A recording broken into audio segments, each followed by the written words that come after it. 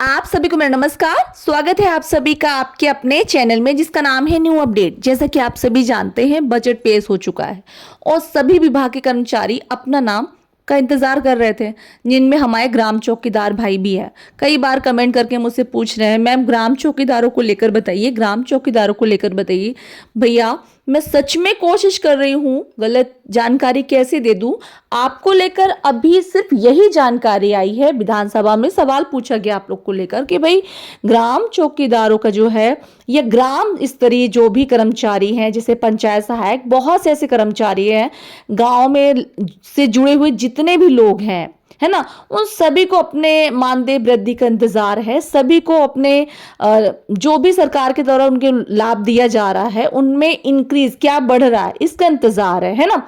आपका संगठन लगातार कोशिश कर रहे हैं, आपकी आवाज उठाने की बात कर रहे हैं, लेकिन कभी कभी ऐसा हो जाता है कि ग्राम चौकीदार भैया खुद ही निगेटिव हो जाते हैं। वही कहते हैं कि भाई होगा ही नहीं, इस सरकार में कुछ नहीं होगा। आपको मैंने दिखाया, कई वीडियो मैंने दिखाए हैं और आप, मुझे पता है बहुत से ग्राम चौकीदार भैया प्रॉपर मेरे वीडियो देख रहे हैं ना। तो मैंने ये दिखाया प्रॉपर कि सरकार किस तरह वर्क कर रही है, किस तरह काम करवा रही है। आपको पता है शिक्षा मित्रों का मानदेय बढ़ने जा रहा है, आशा दीदियों का मानदेय बढ़ने जा रहा है, आंगनवाड़ी दीदियों का मानदेय बढ़ने जा रहा है। क्यों बढ़ने जा रहा है? पता है कितना काम करती है। तो हाँ ये सच है, उनका काम दिखता है, आप लोग का काम जो है दिख नहीं रहा है। ऐसा कोई प्रॉपर वर्क नहीं है आप लोग का, कोई ऐसी अटेंडेंस नहीं लग रही है, कोई ऐसा फिक्स नहीं। आपको पता है उनकी ऑनलाइन अटेंडेंस लगती है, इतने टाइम नहीं पहुंचेंगे तो उनकी अटेंडेंस नहीं लगेगी। आपको पता है फेस वाली अटेंडेंस लगती है उनकी, पहले तो अंगूठा थंब था, अब फेस वाली अटेंडेंस, उन्हें आना पड़ेगा वहां पे। तो बहुत सारी चीजें हैं, बहुत सारी फैसिलिटीज कर दी गई। अब जब वो देख रही हैं कि हार्ड वर्क कर रहे हैं, तो भाई जब वो हार्ड वर्क कर, और हार्ड वर्क के बाद ही पता है उन्हें सिर्फ 3,000 रुपये मिल रहा है मानदेय में अभी। तो ऐसा नहीं है। और आपको पता है वो रात रात भर हॉस्पिटल्स में रहती हैं, सामुदायिक स्वास्थ्य केंद्र में रहती हैं, वहां पे रहने की व्यवस्था नहीं है उनके लिए। तो बहुत सारी समस्याएं हैं जो हमारी दीदी फेस कर रही हैं, है ना। ऐसा नहीं है। तो मानदेय सरकार उन्हें कब बढ़ा रही है जिनका काम सामने आ रहा है, चाहे वो ग्राम चौकीदार भैया हो, चाहे पीआरडी, जैसे बहुत सारे ग्राम मतलब विभाग मेरे चैनल से जुड़े हुए हैं, है ना। और बात मैं करूं अगर आप लोग के मानदेय को लेकर, तो पंचायत स्तर पे जितने भी लोग हैं उन सभी को लेकर आवाज उठाई जा रही है। आप लोग को लेकर बोला जा रहा है कि भाई इनके लिए क्या क्या कर रहे हैं आप लोग। हर विभाग के अलग अलग वहां पे मंत्री बैठे हुए हैं, विपक्ष के और पक्ष के दोनों, और सभी पूछ रहे हैं अपने अपने तरीके से कि भाई क्या कर रहे हैं, भाई पंचायत स्तर को लेकर क्या है सरकार की मंशा। तो कभी कभी आप पता है इस वीडियो में बताया गया है कि कभी कभी तो आपके सरपंच चुनाव के लिए खुद डबल इंजन की सरकार होने के बाद भी बाहर तक मतलब लिखकर लेटर दे रहे हैं, पर काम नहीं हो रहा है। तो उस कई बार मतलब सरकार ऊपर से भी ऑर्डर नहीं आते हैं तो सरकार नीचे काम नहीं कर पाती है। बहुत सारी प्रॉब्लम्स फेस कर रहे हैं लोग, ऐसा नहीं है। बट हाँ ये सच है कि आप लोग को लेकर जो भी सरकार की तरफ से जानकारी आएगी हम वीडियो के माध्यम से बताते रहेंगे, दिखाते रहेंगे। फिलहाल तो आप लोग को लेकर यही है कि आप सरकार क्या करने जा रही है, आप लोग को लेकर पंचायत स्तर पर वैसे कैसे वर्क करेगी। जब तक सरकार पंचायत स्तर पर वर्क नहीं करेगी, आप लोग का काम नहीं दिखेगा, तब तक मानदेय बढ़ने के चांसेस बहुत ही कम है। जैसे ही सरकार आप लोग पे, जैसे आप लोग भी जानते हैं कि सरकार लगी हुई है कि अब पंचायत स्तर पे बहुत सारे मॉल्स बनेंगे, बहुत सारी चीजें बनने की तैयारी चल रही है, पंचायत स्तर पर सरकार काम करने जा रही है ना।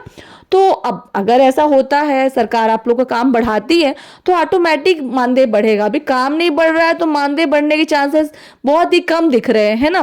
पर जो भी अपडेट आएगी हम वीडियो के माध्यम से बताते रहेंगे, दिखाते रहेंगे।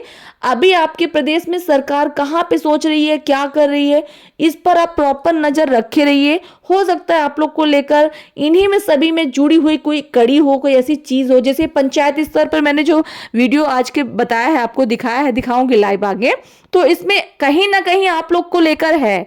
जितने भी पंचायत स्तर से जुड़े कर्मचारी हैं उन सभी को लेकर, चाहे वो जल जीवन मिशन से जुड़े हुए लोग हों या पंचायत स्तर से जुड़े हुए लोग हों, ग्राम चौकीदार हों, जो भी विभाग हों।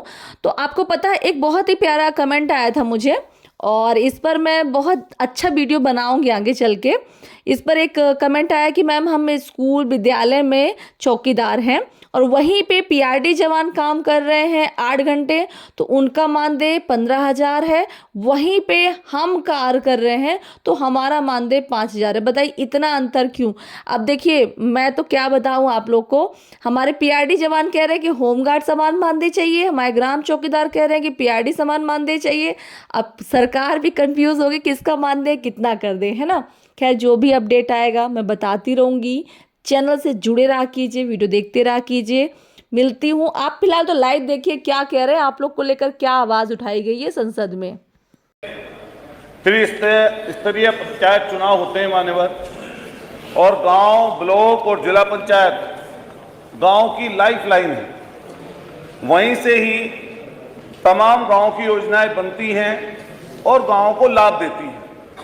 लेकिन आज के समय में मान्यवर स्थिति बहुत गांवों की खराब है। ऐसी स्थिति खराब है कि वहां पर प्रधानी आसान नहीं। हम सब लोग उसी जगह से निकल के आते हैं, गांव देखते हैं, नुक्कड़ चौराहे पर जो चर्चा चलती है और जितना खराब व्यवहार गांव के प्रधान के साथ कर्मचारी और अधिकारियों का है मान्यवर, उसकी स्थिति को प्रधान लोग ही समझ सकते हैं। अभी जो जिला पंचायत सदस्यों का चुनाव होना है, प्रधानी का चुनाव होना है, ब्लॉक स्तर पर चुनाव होना है, ये पिछली बार भी 6 महीने लेट चुनाव हुए थे मान्यवर। अभी प्रत्यक्ष चुनाव के बारे में पूछिए। जी जी जो पूछा हूं मान्यवर, उससे संबंधित है मान्यवर। पिछली बार भी 6 महीने लेट चुनाव हुए।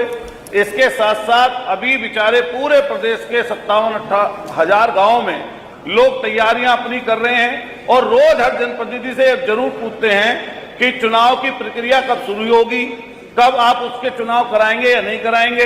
इसके बारे में मान्यवर रोज पूछा जाता है। जो मैं बात कर रहा था, जो मैंने सवाल पूछा मान्यवर, जिला पंचायत सदस्यों से जिला पंचायत अध्यक्ष का चुनाव होता है।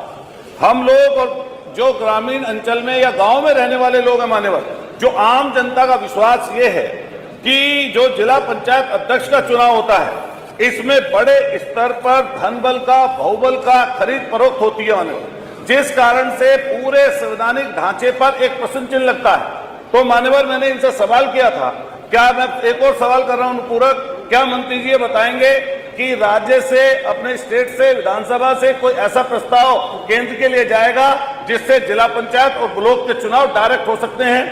दूसरा, हम लोग पूछना चाहते हैं आपसे कि सरकार अपनी स्थिति स्पष्ट करेगी क्या किसी जो पिछड़े वर्ग आयोग का गठन होना था, क्या वो आयोग का गठन हो चुका है मान्यवर? एक और लास्ट बात मतलब मान्यवर, एक और पूछना, 14 जुलाई तक इनका कार्यकाल था जो गांव के प्रधानी और बीडीसी का था। क्या ये कार्यकाल के समय तक आप चुनाव कराना सुनिश्चित करेंगे या नहीं? धन्यवाद मंत्री जी। ये आपने जो जवाब दिया है 74वें संशोधन के ऊपर, 73वें संशोधन के ऊपर, उसका वही, क्योंकि संविधान संशोधन है और उसमें यह व्यवस्था है कि वो सदस्यों के द्वारा चुना जाएगा। इसके ऊपर आपको कुछ कहना तो बताएं। माननीय अध्यक्ष जी, माननीय सदस्य की चिंता से हम भी चिंतित हैं और शायद माननीय सदस्य जी को प्रिंट मीडिया, इलेक्ट्रॉनिक मीडिया के माध्यम से जानकारी हुई होगी कि 2 बार यहाँ से पत्र भारत सरकार को लिखा गया जनता से चुनाव कराने के लिए। लिखा गया, चलिए 2 बार लिखा हूँ पत्र यहाँ से।